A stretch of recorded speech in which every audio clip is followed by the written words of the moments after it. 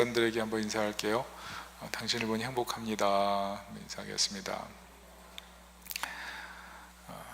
가정을 행복하게 세우기라는 제목으로 말씀을 전하겠습니다. 영화 페이퍼 타이거라는 영화가 있습니다. 최근에 칸느 영화제에서 화제가 됐던 작품이에요. 내용은 아메리칸 드림을 쫓는 두 형제 얘기입니다. 사업 시작하면서 이 사업하면 우리 가족이 진흙탕에서 벗어날 수 있다고 생각했어요. 그런데 돈 앞에서 형제관계도 또 부부관계도 만신창이가 되는 그런 경험을 합니다. 동생이 깨달아요. 우리가 추구했던 꿈, 그리고 우리가 만들려고 했던 현실이 사실은 페이퍼 타이거에 불과했다는 거죠. 찢겨질 수 있는 종이 호랑이 같은 거였다는 겁니다. 아내 역을 맡은 스칼렛 요한슨이 이렇게 대사를 해요. 당신이 쫓는 그 대단한 성공 속에 우리 아이들의 자리는 없어. 가정을 행복하게 만들고 싶죠. 그리고 행복한 공간으로 자녀들에게 주고 싶죠. 그런데 우리가 세상 속에서 만들고 싶은 어떤 보금자리, 그것이 진정으로 우리에게 보금자리를 주고 있느냐에 대한 근본적인 도전, 그게 이 영화의 내용입니다. 왜 그럴까요? 우리가 머무르고 싶은 자리, 그것이 진정 머물러야 할 자리인지 그것을 우리가 잘 모르기 때문에 그렇습니다. 오늘 시편 84편은 하나님의 성전, 주의 장막을 간절히 사모하는 순례자들의 노래다, 이렇게 볼 수가 있습니다. 배우는 게 몇 가지가 있어요. 첫째는 인간은 모두 자신의 보금자리에서 행복하고 싶다는 것입니다. 오늘 3절 같이 한번 읽어볼게요. 시작. 나의 왕 나의 하나님 만군의 여호와여, 주의 제단에서 참새도 제집을 얻고 제비도 새끼둘 보금자리를 얻었나이다. 저는 이 3절이 우리 모든 사람들의 마음을 대변한다고 생각해요. 참새도, 그리고 제비도 새끼가 있는 새끼를 둘 보금자리를 얻었는데 나는 그 보금자리가 어디 있습니까? 어떻게 보면 우리 평생의 삶이 이 보금자리를 찾는 삶이 아닌가, 이렇게 생각되죠. 특별히 이 시편의 표제어는 고라 자손의 시, 이렇게 써 있습니다. 여러분, 고라 자손이 누굽니까? 모세를 대적하다가 멸망했던 가문 아니에요? 그런데 하나님께서 그 자녀들을 회복시키셔서 가장 아름다운 성거대 직분을 주시고 성전 문지기 직분을 주셔서 하나님을 잘 섬기게 했어요. 성전 문지기는 그냥 단지 그 문 앞에 있는 거주하는 그런 사람이 아니에요. 성전 문지기라는 것은 거룩한 하나님의 임재에 들어오기 위한 첫 단추, 첫 발자국과 같아요. 그곳에서 모든 사람들이 하나님의 임재 속에 들어가도록 찬양하고 경배하고 하나님의 얼굴을 보게 준비시키는 것, 그게 성전 문지기거든요. 그러니까 하나님께서 이 고라 자손에게 엄청난 축복을 주신 거죠. 그렇게 볼 때 머물 자리가 있다는 것, 굉장한 축복이라는 걸 알게 돼요. 그렇지만 이 시편을 고라 자손의 시편으로 바라보지 않는 사람도 많아요. 오늘 그 구절을 보면은 주께서 기름 부은 자의 얼굴을 살펴보소서, 이렇게 고백을 하거든요. 그래서 이 기름 부은 자는 왕인데 아마도 다윗이 이 고백을 하고 고라 자손이 곡을 붙인 게 아닌가, 대부분 학자들은 요즘 이렇게 해석을 합니다. 왜냐하면 다윗의 마음, 다윗의 영성을 굉장히 구체적으로 바라보게 하는 것이 시편 84편이기 때문에 그래요. 특별히 다윗도 압살롬에게서 쫓겨나 자기의 보금자리를 다 잃어버렸던 기억이 있잖아요. 그래서 이 다윗의 시와 이 고라 자손의 시는 똑같이 보금자리를 잃어버렸던 사람들이 얼마나 인생에서 보금자리가 중요한지를 고백하는 그런 시편이다.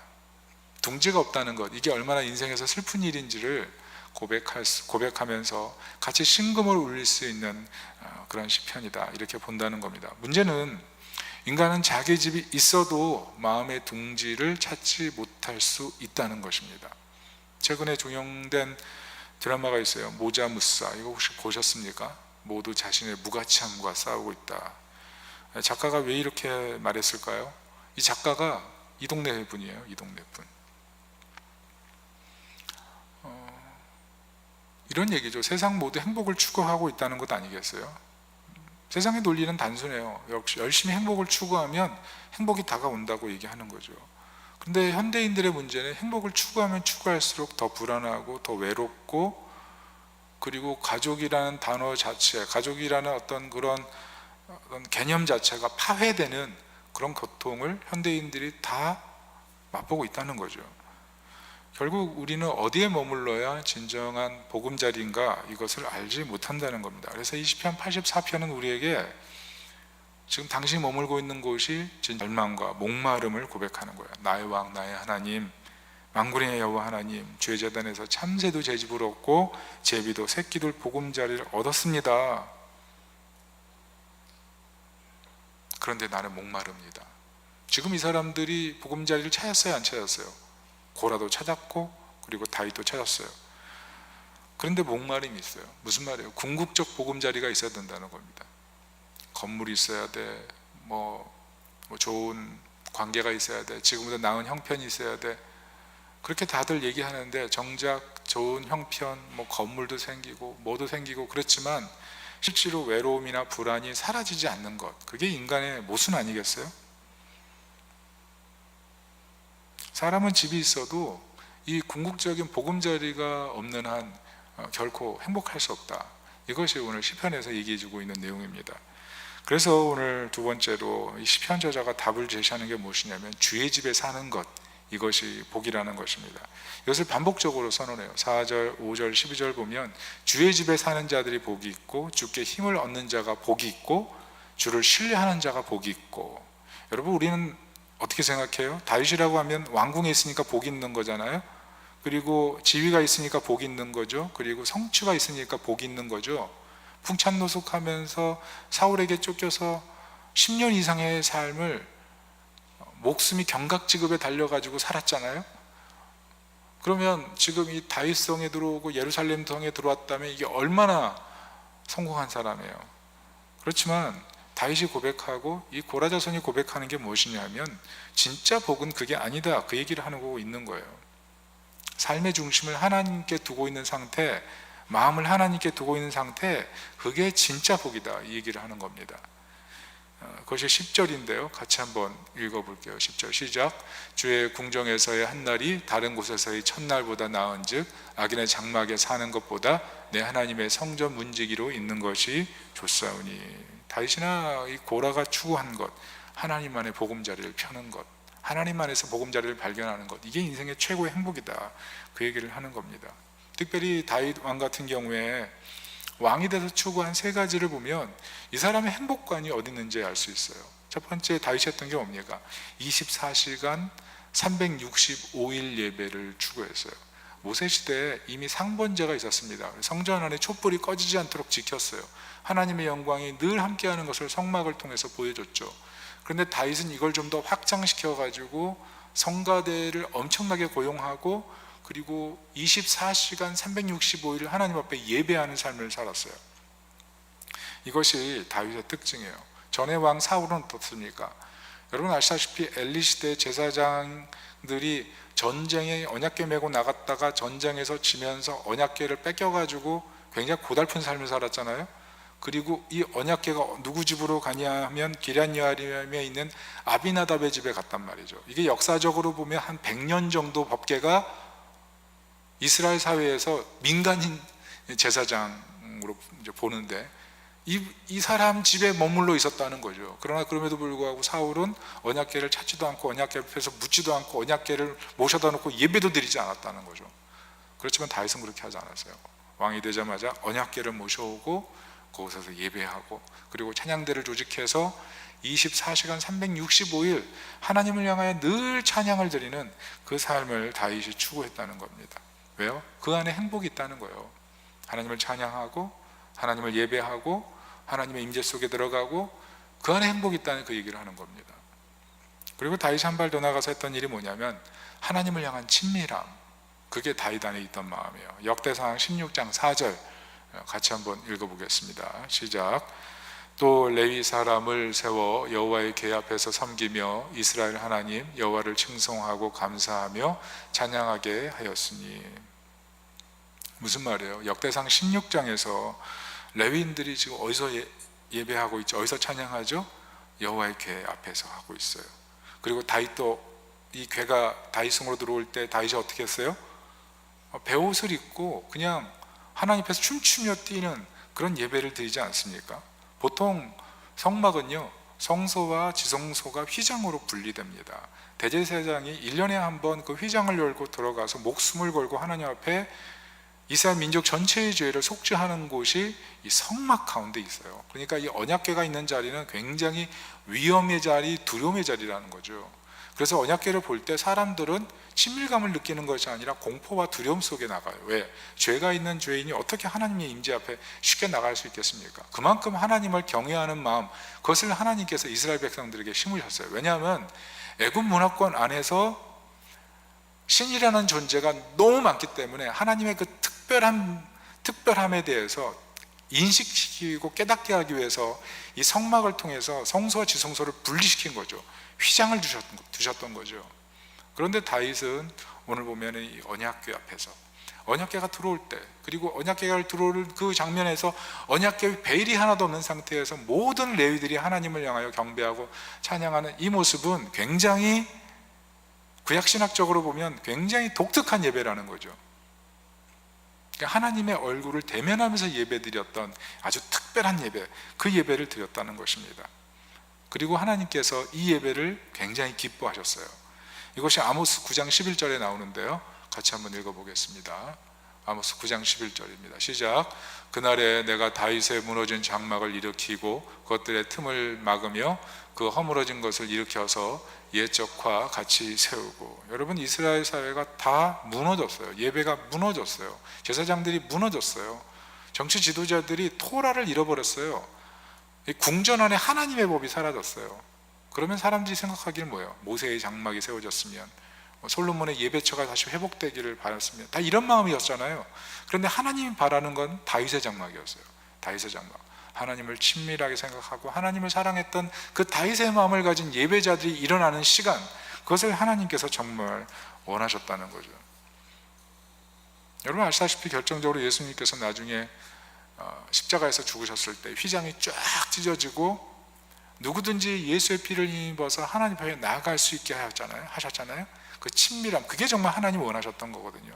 근데 다윗은 이미 하나님을 정말 사랑하는 마음으로 언약궤 앞에서 그 친밀함으로 예배했다는 것입니다. 이 친밀함, 이것이 우리 가정을 행복하게 만들고 예배를 온전히 예배되게 하는 능력인 것입니다. 그리고 오늘 다윗은 세 번째로 보면 자기 집과 예루살렘과 나라를 거룩한 예배처로 세웠다는 것입니다. 아시다시피 여러분, 다윗은 24시간 365일 예배를 드릴 때 이때 동원된 성가대만 4,000명이에요. 이걸 24시간 365일로 딱 나눠보면 한 번 설 때 최소 12명이 다윗의 장막 앞에서 하나님을 경배하고 찬양하는 이 시간을 보냈다는 거죠. 자, 그렇게 볼 때 다윗이 머물던 예루살렘은 어떤 곳이에요? 그것은 왕궁이기 전에 예배처였어요. 예배처.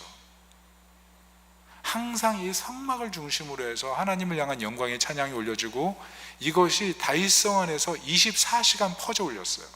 가정이 그런 곳이었고 성이 그런 곳이었고, 이것은 이 다윗이 수도에서 이런 일을 했다는 것은 이 나라 전체가 이런 곳이 되기를 원했다는 것을 알 수가 있어요. 그리고 흥미로운 것은 우리가 성경을 읽을 때 놓치는 부분이 있는데, 다윗이 골리앗을 죽인 후에 그 머리를 어디에 들고 가는지 아십니까? 사무엘상 17장 54절을 한번 볼까요?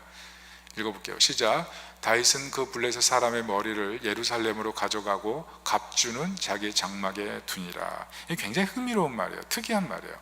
왜냐하면 그 당시 예루살렘은 다윗이 점령한 곳이 아니에요. 이스라엘이 점령한 곳이 아니고 자그마치 400년 동안 여부수 족속이 지배하고 있던 곳이에요. 그러니까 여부수 족속, 이방인, 가나안 족속이 거기를 점령하고 있던 곳이죠. 그런데 골리앗의 머리를 벤 다음에 다윗이 골리앗의 머리를 들고 간 곳이 여부수, 예루살렘의 자리예요. 블레셋 최고의 장수의 머리를 거기에 두었어요. 이게 무슨 뜻일까요? 학자들은 이렇게 해석해요. 하나님이 주신 가나안 땅, 아직 점령하지 못한 그곳도 하나님의 땅이라는 거예요. 이곳은 하나님의 땅이다. 골리앗의 머리를 딱 베버린 다음에 그 승리를 어디서 기념했냐면 여부수 땅에 딱 가서 기념했다는 거예요. 이곳도 하나님이 주신 언약의 땅이고 장차 우리가 이 땅을 점령할 것이다. 그 얘기를 했다는 거예요. 갈렙처럼. 그래서 이 다윗의 행동 자체가 엄청난 선언적 의미가 있다는 겁니다. 이곳은 하나님의 땅이니 결국 하나님이 승리하실 것이고 하나님이 통치하실 것이다. 그 얘기를 했다는 거죠. 그리고 이곳이 어디입니까? 아브라함이 이삭을 예배했던, 믿음의 조상 아브라함이 이삭을 바치려고 했던 모리아산이고, 여호와 이레 준비하신 하나님, 그 하나님을 인격적으로 만났던 그곳이 예루살렘이에요. 그곳에서 다윗은 믿음의 조상이 예배했던 그곳에서 하나님의 승리를 선언하고 경배했다는 것입니다. 무슨 말이에요? 우리가 이 사건을 보면서 다윗이 단순히 승리를 기념한 것이 아니고, 다윗이 거하는 모든 곳이 하나님의 땅이고 예배드리기를 원하는 그 마음을 가지고 있었다는 거죠. 다윗이 하나님으로부터 기름 부음 받고 장차 이스라엘을 통치하게 되는 사람이라는 것을 인정받았지만, 그냥 그것을 갖다가 형식적인 어떤 종교 의식으로 생각하는 것이 아니고, 그 마음 속에 자신이 기름 부음 받은 사람으로서 하나님의 영광을 얼마나 정말 삼어 있는지를 자신의 삶 전체를 통해 보여줬다는 것입니다. 그리고 놀라운 것은 이 사건을 성경을 관통하는 영적 전쟁의 관점에서 보면, 다윗이 골리앗의 목을 벤 사건은 창세기 3장 15절의 거대한 예언과 맞닿아 있어요. 창세기 3장 15절 읽어볼게요. 시작. 내가 너로 여자와 원수가 되게 하고 내 후손도 여자의 후손과 원수가 되게 하리니 여자의 후손은 내 머리를 상하게 할 것이요. 자, 왜 이 고백이 이 다윗의 골리앗 전쟁과 연결이 됩니까? 그것은 성경에 인간의 키를 훌쩍 넘는 그 네피림의 후손, 그리고 하나님을 모독하는 사람, 이 골리앗은 영적으로 보면 사단의 계보라는 거예요. 뱀의 계보라는 것입니다. 뱀의 계보를 상징하는데, 다윗이 이 뱀의 계보인 골리앗의 머리를 뱀으로써 여자의 후손이 뱀의 머리를 짓밟을 것이라는 하나님의 그 언약을 역사 속에서 시각적으로 증명한 행위를 한 거예요. 다윗이 그 행위를 하고 뭐해요? 예루살렘에 직진해서 그곳에서 선언적으로 하나님의 승리를 또 한 번 선언했다는 겁니다. 이것은 장차 사탄의 권세가 예루살렘에서 세워진 십자가 앞에 무릎을 꿇을 것이라는 예표적인 선지자적 행동이었다는 거예요. 이렇게 해서 학자들은 해석을 해요. 무슨 말입니까? 이것은 선지자적 행동으로 다윗이 그때 아마 선지자적인 영감을 받아서 이런 행동을 했던 것 같아요. 중요한 것은 다윗이 보여주고 있는 그 행동 자체가 그의 유일한 소망이 무엇인가였냐 하는 거죠. 그의 유일한 소망은 그냥 왕궁에 거하고 왕이 되고 사람들에게 칭찬받는 그런 것을 통해서 자신의 행복이라고 생각하지 않았다는 거죠. 다윗을 정말 행복하게 했던 것은 자기 궁궐도 아니고 나라도 아니고 하나님이 하나님 되시는 곳, 하나님의 그 보금자리 안에 거해서 하나님께 영광을 돌리며 그것을 최고의 행복으로 여기는 그 마음, 그것이 행복이었다는 것입니다. 여러분, 우리가 배울 것이 있죠. 영적인 기준선, 그게 다윗은 상당히 높았어요. 영적 기준선. 여러분은 아시다시피 에베레스트라는 산이 있습니다. 굉장히 점령하기가 어렵죠. 사망사고가 굉장히 많아요. 그런데 최근에는 사망사고가 일어나지 않습니다. 거의 일어나지 않아요. 혹한이 있어도, 기상이변이 있어도, 등산 루트가 파괴돼도 웬만해선 사망사고가 일어나지 않습니다. 왜냐하면 정상 등반이 굉장히 쉬워졌거든요. 왜냐하면 기준선이 높아졌어요. 옛날에는 베이스 캠프가 3000m 고지였어요. 근데 지금은 5364m 고지예요. 기준선이 굉장히 높아졌어요. 그리고 이 기준선 베이스 캠프 위에 캠프가 4개나 또 있어요. 그 최단 정상 밑에 1000m 아래 마지막 캠프가 있어요. 4개 캠프가 각 500m, 1000m 사이로 다 펼쳐져 있습니다. 그러니까 지치면 거기 들어가고 지치면 거기 들어가고, 그래서 계속 그 베이스 캠프에 머물면서 기준선이 계속 올라가니까 정상에 도달하기가 굉장히 쉬워졌다는 거죠. 더구나 기상과학이라든지 고압산소라든지 이런 것들이 캠프마다 아주 그냥 착실하게 준비되어 있기 때문에 옛날만큼 위험하지 않다는 겁니다. 무엇보다 이 셀파들, 이 등반가들을 돕는 셀파들이 정상으로 올라가는 많은 루트들을 철저하게 만들어 놔가지고 뭐 그냥 그거 타고 올라가기만 하면 되는, 그래서 옛날의 에베레스트가 아니다, 뭐 이런 얘기를 합니다. 중요한 것은 기준선이 높아졌다는 거죠.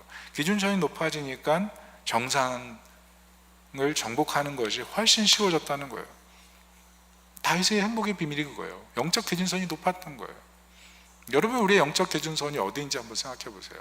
나의 베이스 캠프, 그게 낮으면 낮을수록 하나님 안에서 행복을 누릴 확률은 떨어지고 말아요.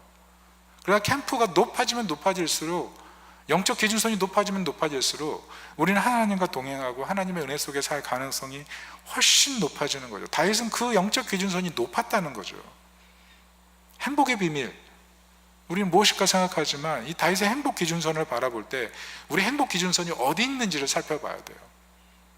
다윗은 이 자신의 보금자리가 비록 왕궁에 있지만 진정한 보금자리를 하나님 앞에 놓고 진정한 보금자리를 예배로 생각하고 하나님의 임재 속에 거하는 것을 최고의 기쁨으로 뒀다는 것입니다. 나의 보금자리를 어디에 펼치고 있는지 그것을 생각해 봐야 된다는 것입니다. 자, 그런데 우린 여기서 하나 질문이 생기죠. 그 질문이 뭐냐면, 그럼에도 불구하고 다윗이 오늘 탄식하고 있다는 점이 오늘 본문의 문제입니다. 여러분, 이 아름다운 생각을 가지고 영적 기준선이 높았던 다윗도 오늘 시편을 보면 탄식을 해요. 하나님의 안에 거했지만 탄식을 해요. 왜 그랬을까요? 때로 우리가 신앙생활 하면서 자신의 영적 기준선을 옛날보다 높였거든요. 옛날보다 헌금도 잘하고 옛날보다 예배도 잘 드리고 옛날보다 신앙생활 잘하는 것 같아요. 근데 마음속에 이 허무감, 마음속에 이 답답함, 이게 풀리지 않는 상태로 내가 왜 이렇게 살고 있지라는 그런 궁금함 속에서 내가 이렇게 하는 신앙생활이 의미가 있나라는 그런 자괴감에 빠져서 그 영적 기준선을 그냥 놔버리는 그런 경우들이 있거든요. 오늘 다윗이 보세요. 24시간 하나님을 찬양하고 언약 궤에서 춤을 추던, 그리고 모든 것을 예배 처소로 만들려고 했던 그 다윗의 마음, 그런데 다윗은 오늘 탄식하고 있다는 것, 그것을 봐야 돼요. 그 이유가 무엇입니까? 그 이유가 무엇이냐면, 태초에 죄를 짓고 인간이 하나님께서 주신 최고의 행복의 장소인 에덴으로부터 추방됐기 때문에 그래요. 죄로 말미암아서 하나님께서 주시는 그 최고의 보금자리의 행복을 어떤 인간의 수단으로도 충족될 수 없는 영적 상태에 놓였기 때문에 이것이 문제라는 것입니다. 그래서 우리는 이 지점에서 시편 84편 2절의 다윗의 탄식을 이해하게 되는 거예요. 2절을 같이 한번 읽어봅니다. 시작. 내 영혼이 여호와의 궁정을 사모하며 쇠약하며 내 마음과 육체가 살아계신 하나님께 부르짖나이다. 왜 그래요? 다윗이 알고 있는 거예요. 내가 아무리 좋은 곳에 살고 지금보다 더 열심히 신앙생활을 해도 결국은 진정한 보금자리에 머물 수 있는 능력 자체가 내게 없다는 거예요. 그래서 애탄한 마음으로 부르짖고 애탄한 마음으로 보금자리를 누리고 싶은 마음을 하나님께 그렇게 절절하게 고백하고 있는 거예요. 이 고백이 사실은 다윗을 지금 쇠약하게 만들고 있어요. 그래서 부르짖어요. 하나님, 내가 지금 왕궁에 왔습니다. 내가 왕이 됐습니다. 내가 이전보다 형편이 좋아졌습니다. 그런데 나는 언제 진정한 안정감을 찾을 수 있습니까? 내 마음은 언제 진정한 평안을 누릴 수 있습니까? 그 고백을 하는 것이죠. 그래서 오늘 시편 84편 2절에 쇠약하다라는 단어는 히브리어로 칼라라는 뜻인데, 조금 피곤해지다가 아니고 마음이 확 다 타버렸다는 거예요. 내 기력이 완전 다 빠져버렸다. 왜 이렇게 된 걸까요? 여러분 생각해 보세요. 사람이 배가 고프면 음식 먹어요. 그런데 음식 먹으면 어때요? 잠시 배부를 뿐이에요. 또 먹어야 돼요. 어떤 그 지체가 저한테 전화가 왔어요. 지난번 우리 교인들 같이 나가서 뷔페 먹었잖아요. 전화 와서 그러더라고요. 목사님, 배가 터지도록 먹었어요. 그런 얘기를 했어요. 그렇지만 배가 터지도록 먹어도 또 먹어야 돼요. 우리는 한 끼로 해결될 존재가 아니거든요. 근데 세상도 마찬가지예요. 세상에서 아무리 포만감을 거둔다고 해도 그 포만감을 채울 수 없어요. 또 무엇인가를 해야 되죠. 그래서 우리는 허전한 거예요. 뭔가를 계속 채워야 되니까. 이 허전함을 빠져나올 수 있는 사람은 아무도 없는 거예요. 왜? 우리는 세상 것으로 채워지고 충전될 수 있는 그런 존재가 아닌 거예요. 하나님 안에 거할 때만 완벽하게 채워질 수 있는 영적 존재라는 사실, 그것을 우리가 잊으면 안 돼요. 우리가 영적인 존재예요. 영혼이 있는 존재예요. 그래서 오늘 시편 기자가 얘기하는 거예요. 내 영혼이 쇠약합니다. 난 추방된 존재로서 아무리 노력해도 완벽하게 채워질 수 있는 그런 상태가 되지 못합니다. 그래서 다윗이 어떤 고백을 하는 거예요? 감정적인 슬럼프를 고백하는 거예요. 하나님의 임재가 없이는 내 영혼은 기력을 찾을 수가 없습니다. 나를 불쌍히 여겨 주십시오. 아마 지금 이 자리에 예배 자리에 나와 있지만 겉보기엔 멀쩡해도 배터리가 이미 소진되어 있는 분들이 있을 거예요. 여러분, 배터리 2% 있으면 어때요? 화면 켜져요. 뭐 메시지도 보낼 수 있어요. 작동할 수 있어요. 근데 1%면요 위험한 거예요. 1%면 그 다음 아무것도 못 하거든요. 근데 많은 가정이 그래요. 페이퍼 타이거일 수 있어요. 언제든지 그냥 녹아버리거나 언제든지 찢어질 수 있는 그런 상태일 수 있어요. 배터리 1% 상태일 수 있어요. 왜 그래요? 에덴으로부터 추방된 상태, 그 상태가 있기 때문에 아무리 우리가 영적 기준선을 높여도 제대로 살 수 없는 그런 상태가 우리 인간행이라는 거죠. 자, 은혜가 무엇입니까? 은혜는 예수님께서 우리와 예수님 갖고 계신 그 자리를 맞바꾸셨다는 거예요. 그게 자리바꿈의 신학입니다. 자리바꿈의 신학. 그래서 우리가 변화가 가능한 거예요. 내가 가서 내 영혼이 채워지는 게 아니라 주님이 내게 오셔서 내가 채워진다는 거죠. 그것을 잊으면 안 돼요. 과거에 우리는 하나님의 도성에서 너는 입장 불가야, 이 선언을 받은 사람들이에요. 그런데 예수님께서 우리 대신 추방의 자리로 가시고 우리는 예수님 대신 하나님의 도성, 하나님의 장막 안에 입장에 있는 상태로 예수님께서 바꾸신 거예요. 그게 십자가 신학이고 그게 자리바꿈의 신학이에요. 예수님은 우리에게 진정한 보금자리를 주시기 위해서 삼위일체 하나님이 누리시는 그 환대의 자리에 우리를 초대해 주신 거예요. 대신 우리가 받아야 될 모든 저주는 예수님이 대신해서 받으시고 그 환대 기쁨의 자리에서 추방되신 분, 그게 예수님이라는 거죠. 그게 십자가 사건이에요. 그 십자가에서 죽으시고 부활하셔서 예수님이 우리 안에 임하셔서 우리를 하여금 하나님, 삼위일체 하나님이 누리시는 그 환대의 기쁨, 행복의 자리로 불러주신 것, 그게 우리가 누릴 수 있는 인생 최고의 보금자리인 것을 믿으시기 바랍니다. 그래서 예수님께서 요한복음 14장 2절에 이렇게 말씀하세요. 같이 읽어볼게요. 시작. 내 아버지 집에 거할 것이 많도다. 그렇지 않으면 너에게 이렇으리라. 내가 너희를 위하여 거처를 예비하러 가노니.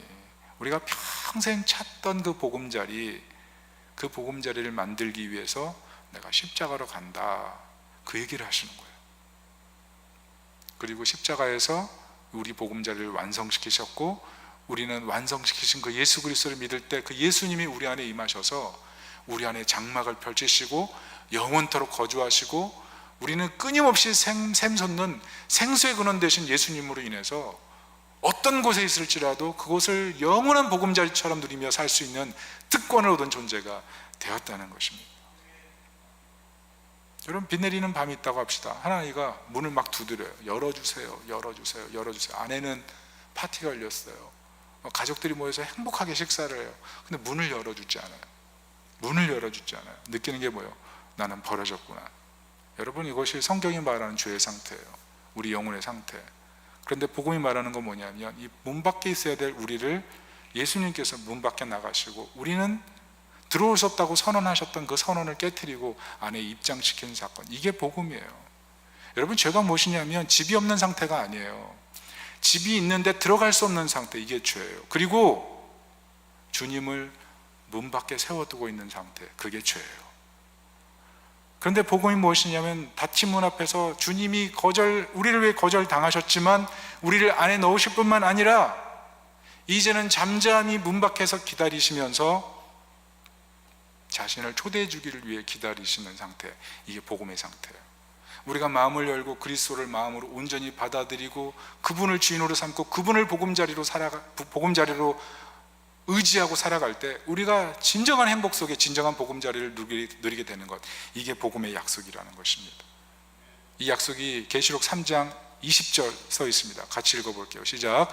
볼지어다 내가 문 밖에 서서 두드리노니 누구든지 내 음성을 듣고 문을 열면 내가 그에게로 들어가 그와 더불어 먹고 그는 나와 더불어 먹으리라. 이 은혜를 누리시기를 축복합니다. 최근 교우들과 함께 목동 스카이워커에 다녀왔어요. 제가 몇 가지 발견했습니다. 먼저는 정신승리 하시는 분들이 의외로 많다. 오려다가 안 오시는 분들, 속으로 어떤 생각해요? 갖다 치자. 나는 인스타로 봤다, 사진으로 봤으니 됐다, 여기가 좋사오니. 자기 보금자리가 최고인 분들, 그런 분들이 있다. 또 하나, 이상적인 분들이 있더라. 이왕 가는 김에 높은 곳으로 올라가자. 그래서 계속 오르막으로 가는 분들이 있더라고요. 따라가다가 저는 용왕산 올라가는데 한라산 가는 줄 알았어요. 진짜 좀만 더 갔으면 다 죽었을 거예요, 우리. 그런데 다행히 호소를 했더니 좀 평지로 갈 수 있었거든요, 우리. 근데 막 깔끔하게 올라가 죽는 줄 알았어요. 그리고 목표 중심적인 분들이 많더라. 특별히 우리 교인들 좌고우면하지 않아요. 얘기도 없어요.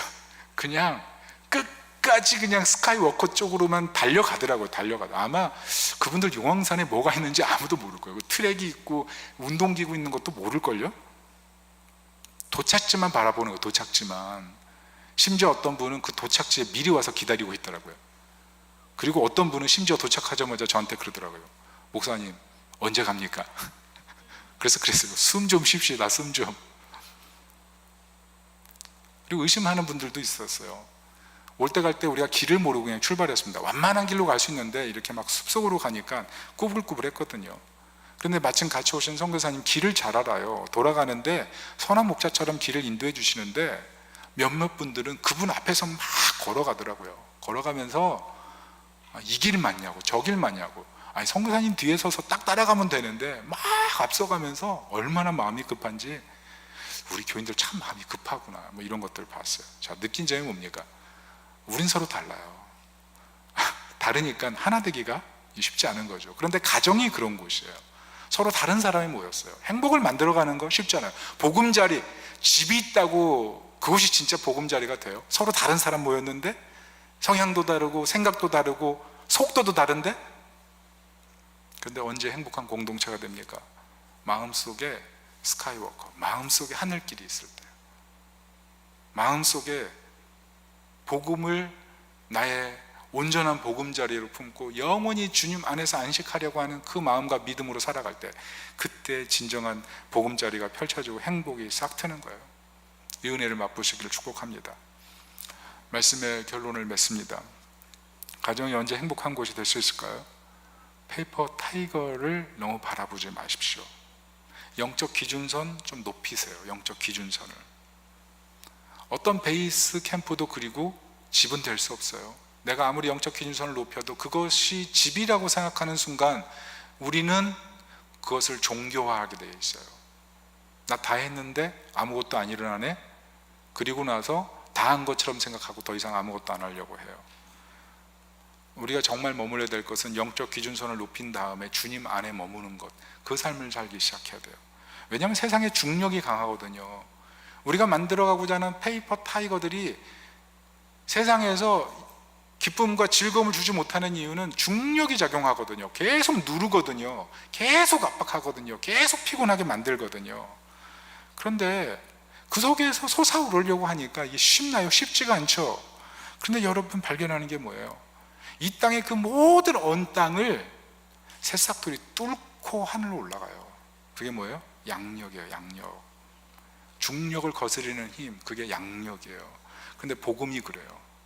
예수 그리스도를 마음속에 모시고 주님과 함께 살아가잖아요. 세상의 중력을 거슬려서 하늘집에 닿는 양력의 삶을 사는 거예요. 그게 복음의 능력이에요. 그리스도 안에 거하고 그리스도를 붙들고 그리스도와 함께 살고 그리스도의 능력으로 살고 성령 안에 살아갈 때 세상의 중력을 거슬러서 양력으로 올라가고 하나님과 동행하는 영광스러운 삶을 사는 것, 그게 성도에게 주신 축복이에요. 최고의 VVVIP이신 예수님께서 자신의 멤버십 카드를 우리의 목에 걸어주셨어요. 그리고 우리는 최고의 멤버십에 있는 자리에 들어와 있어요. 그 자리에서 다시 한번 생각해야 돼요. 내가 바라보고 있는 것이 페이퍼 타이거가 아닌지, 그것을 생각하고 주님이 주시는 이 멤버십 카드를 붙들고 양력의 힘, 복음 안에 거하는 힘으로 세상을 거슬러 사는 하나님의 사람 돼서 가정을 행복하게 세워가시기를 예수님의 이름으로 축원합니다. 아멘. 우리 이 시간 같이 한번 기도하겠습니다. 여러분, 영적인 기준선 어디에 두고 계십니까?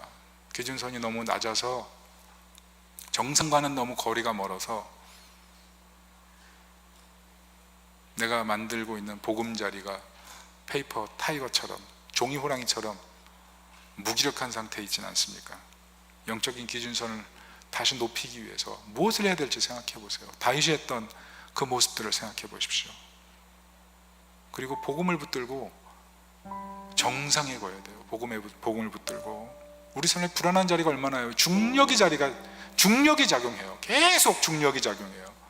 그런데 그리스도 안에 있을 때 양력의 작용을 통해서 우리는 땅을 뚫고 하늘로 올라가는 거예요. 우리 이미 스카이워커, 하늘길에 닿은 사람들이에요.